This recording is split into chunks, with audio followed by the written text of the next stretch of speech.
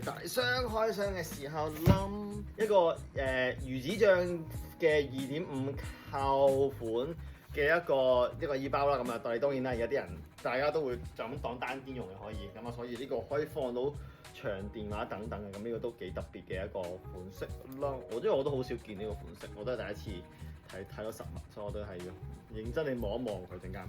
啡色嘅呢個嘅海豚門扣嘅中雲袋補貨，係啦，補一啲嘢。Prada 沙灘袋橙色嘅磅磅，睇先嚇。呢個係冇肩帶款啊，佢唔係冇咗條肩帶嚇，佢原本就冇肩帶，因為有肩帶啲呢度有個扣位嘅，咁呢個冇啦，呢個係冇肩帶款式嘅一個Prada 橙色嘅沙灘袋啦。實呢黑色嘅個 Boston 啦，咁呢個係前後都冇一個 logo 嘅版本嚟嘅，係啦，呢個30cm 左右嘅一個款式嚟嘅。一個 Prada 嘅一個 tote bag 係一個2層拉鏈款式嚟嘅，呢個有一個拉鏈啦，跟住之後咧，跟住下低呢度都有一個拉鏈嘅一個款式嘅一個 tote bag 嚟嘅呢個。